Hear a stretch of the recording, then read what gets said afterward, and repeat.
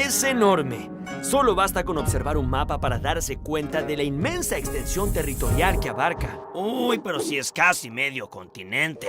Es cierto, realmente es grande. Ni se imaginan la cantidad de climas y paisajes que atraviesan a todo este territorio.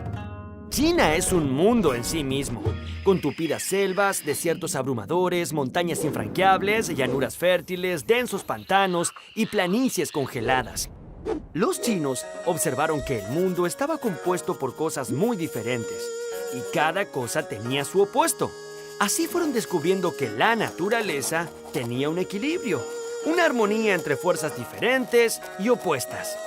Entonces, si en algún lado hacía frío, era porque en otro estaba haciendo calor. Si existía la tierra, era porque también existía el aire. Si el sol alumbraba durante el día, era la luna la que reinaba sobre la noche. Si había varones, pues debía haber mujeres. Estas observaciones sobre la naturaleza que los rodeaba fueron la base de la famosa tradición o sabiduría china, con la que construyeron una gran civilización que ha perdurado por miles y miles de años. La formación del imperio. Trazando una línea justo por el centro de China, vemos al río Amarillo. Ahí comenzaron a desarrollarse los primeros pueblos que antecedieron a esta gran civilización. ¿Saben cuándo? ¡Uf! Como 5,000 años antes de Cristo. Alrededor de 1500 años antes de Cristo, todos estos pueblos fueron dominados por unos temidos gobernantes llamados los Shang. Ellos eran todos descendientes de la misma familia, y por ello se les adjudicó el título de dinastía. Luego de los Shang, otra dinastía tomó el control de este territorio. Estos fueron los Zhou, que gobernaron hasta que el Imperio Medio entró en una etapa de ¡todos contra todos!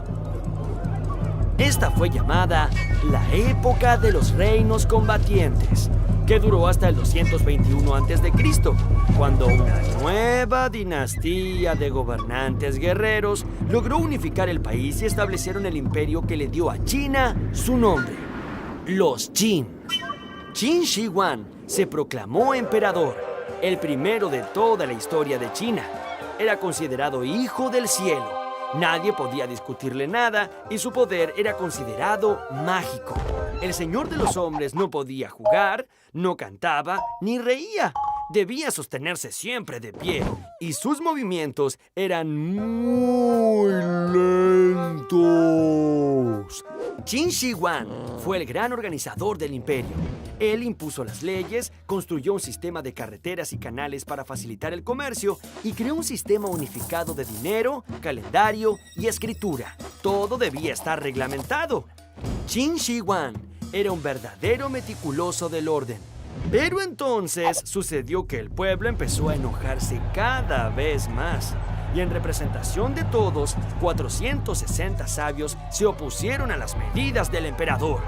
Y Qin Shi Huang no vaciló y los mandó a matar. Luego, todos los libros de los sabios de China fueron quemados en grandes hogueras. Esto es lo que llamamos gobernar con mano dura. ¡Uf! La Gran Muralla. Qin Shi Huang, el primer emperador chino, quería defenderse de los posibles ataques de los bárbaros del norte. Así que en el siglo III a.C. decidió comenzar a construir un gran muro para que ningún ejército enemigo pudiera atravesar las fronteras del imperio. Este muro fue la Gran Muralla China. La construcción de la muralla fue realizada en varias etapas y a lo largo de más de 2000 años. ¿Y saben qué? Fue hecha completamente a mano. Se trata de un muro de 9 metros de alto que llegó a medir 7,300 kilómetros de largo, tanto como la extensión de toda América del Sur. Este muro serpentea por valles, montañas y desiertos, uniendo más de 25,000 torres de guardia. Construir esta muralla fue un esfuerzo sobrehumano. Para ello, el emperador reunió a miles de hombres que trabajaron como esclavos bajo una disciplina militar. Muchos de ellos fueron muriendo de agotamiento y sus cuerpos eran enterrados dentro de los muros en construcción. Así fue como la Gran Muralla se convirtió en el cementerio más largo del mundo. La muralla sirvió como defensa, pero también ayudó a la unificación del imperio, ya que por encima de ella se extendía una ruta por la que era posible viajar de una punta a la otra del imperio. Así, muchas caravanas de comerciantes podían transitar y vender sus mercancías sin temor a ser emboscados por bandidos ni ladrones. Transitar por estos lugares ahora es tranquilo. Un emperador como Qin Shi Huang tenía que tener un final de película, y como para ellos la vida después de la muerte era muy importante, Qin Shi Huang se hizo construir una tumba en la que puso un ejército de 8,000 estatuas de guerreros de terracota. Pero hay algo más. Lo genial del ejército de guerreros de terracota era que no eran copias del mismo molde, sino el fiel reflejo de los seres humanos que en vida habían acompañado al emperador. ¡Ah! Me olvidaba. Si alguien osaba entrar en la tumba para perturbar el dulce sueño del emperador, había unas ballestas automáticas para resolver el problema. El maestro Kong. En el 551 a.C., mientras China estaba en plena época de los reinos combatientes, nació un hombre muy especial, que con el pasar de los años se transformó en un gran sabio y que con sus enseñanzas logró una doctrina que caracterizó a los chinos por más de 1500 años. Ese hombre fue Confucio, que nació en una familia pobre, aunque esto no le impidió trabajar y estudiar muy duro hasta convertirse en ministro de uno de los reyes que combatían por el poder. Pero un día, cansado de tanta violencia, traición y mentira, Confucio abandonó su cargo de ministro y se dedicó a caminar entre un reino y otro, con el fin de compartir la sabiduría. Los libros de Confucio predican 8 actitudes elementales: el respeto a los demás, la tolerancia, el perdón, la fidelidad, la devoción, la confianza, el deber y el culto a los antepasados. Estas 8 virtudes son las que debía seguir un hombre para ser bueno y recto. Tuvieron que pasar unos 350 años para que la sabiduría de Confucio fuera popular en China, y fue de la mano de una dinastía llamada los Han. Para ese entonces Confucio ya se había transformado en una figura legendaria. Sus seguidores le decían el maestro Kong, y sus enseñanzas servían de guía espiritual y eran practicadas como una religión. Pero el confucianismo, no era la única religión de la antigua China. También estaban el taoísmo y el budismo. Cada hombre tenía derecho a elegir libremente su propia religión. Las 3 se basaban en la búsqueda de una armonía interior, que está en directa relación con la armonía de la naturaleza. El ser y el universo. Si el universo es el producto del equilibrio entre fuerzas que se oponen, y si el hombre, para estar bien y ser mejor, tiene que estar en armonía con ese universo, entonces cualquier dolor o enfermedad que se manifieste en el cuerpo es producida por un desequilibrio entre el ser y el universo.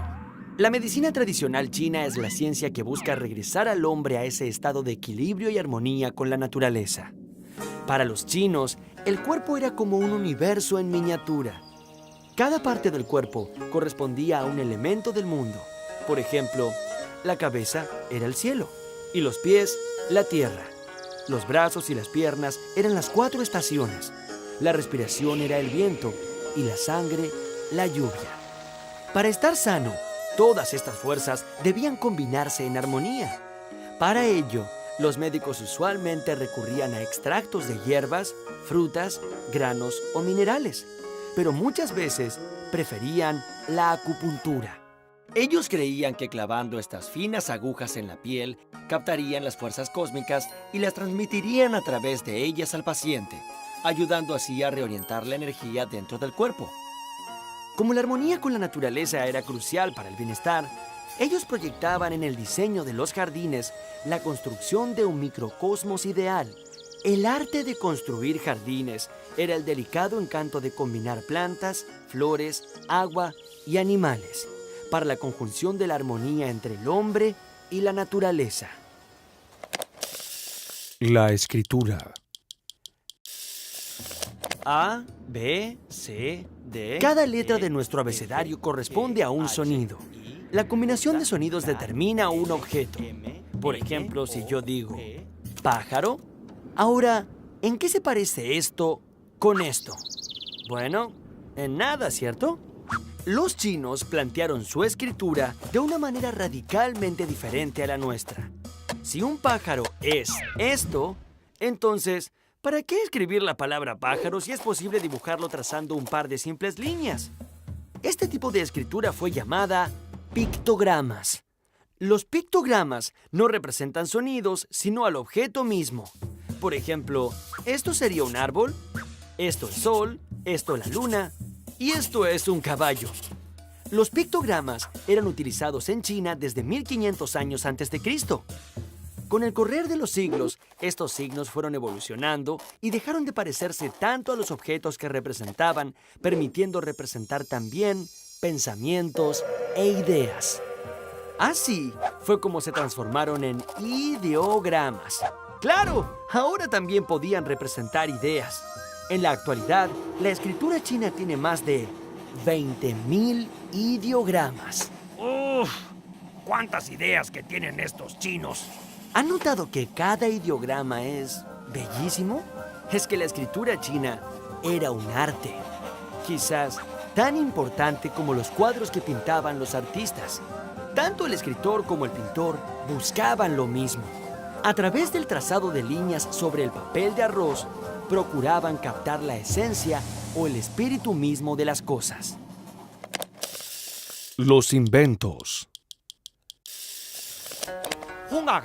Disculpe, ¿me podría indicar si falta mucho para el Polo Norte? No, el Polo Norte ya pasó hace rato.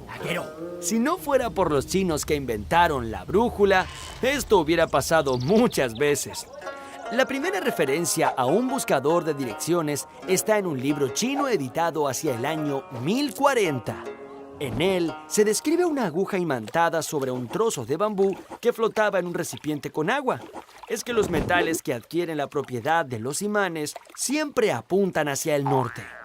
Los chinos inventaron el papel.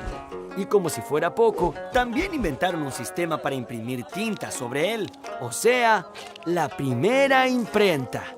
Los chinos fueron realmente muy ingeniosos e inventaron muchísimas herramientas y elementos técnicos y científicos.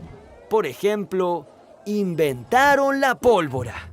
Esta sustancia compuesta por una mezcla de salitre, azufre y carbón vegetal fue utilizada en un principio para fabricar bellísimos fuegos artificiales. Ellos creían que así ahuyentarían a los espíritus de la noche. Pero quizá el descubrimiento que más sorprendió al mundo lo hicieron los gusanos. Nadie sabe cómo, pero hace más de 5.000 años los chinos descubrieron que cada uno de nosotros, justo antes de convertirnos en mariposa, hacíamos un capucho con un único y delgadísimo hilo enroscado que llegaba a medir casi 1 kilómetro de largo y que pesaba menos de 1 gramo. Muchas gracias, señor gusano.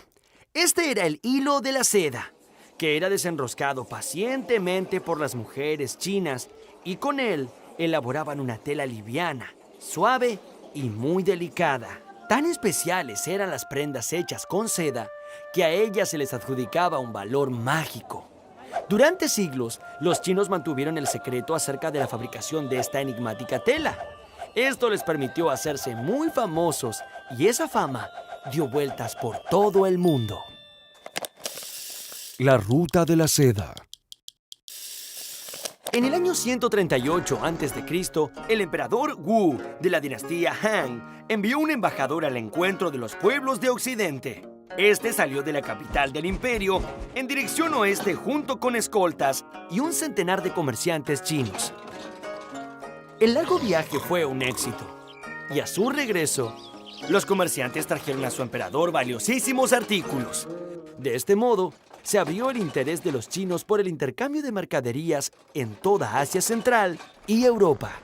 Pronto esa ruta empezó a ser muy frecuentada y todos los comerciantes se encontraban en el oasis de Kashi. Esos largos viajes obligaron a los comerciantes y artesanos a relacionarse con hombres de costumbres muy diferentes. Los romanos se sintieron tan impresionados por esa tela que la compraban a precio de oro. Desde ese momento, la ruta pasó a ser conocida como La Ruta de la Seda. A mediados del siglo XIII, en plena Edad Media, el mundo conocido por la cristiandad no iba mucho más allá del actual Oriente Medio. Cuentos sobre monstruos y dragones hacían que muy poca gente de Europa se aventurara más allá del árido desierto de Arabia. Uno de los viajantes aventureros de esa época fue un comerciante veneciano llamado Marco Polo. Él decidió emprender el larguísimo viaje de un extremo al otro de la famosa Ruta de la Seda. Marco Polo vivió 20 años en China y llegó a tener una relación muy cercana con el mismísimo emperador. Cuando volvió a Europa, dictó un libro que apasionó a los europeos. En él, había intentado describir a la civilización con la que había convivido la mitad de su vida. En su lecho de muerte, su familia pidió a Marco que confesase si había mentido en sus historias sobre China. Marco se negó e insistió.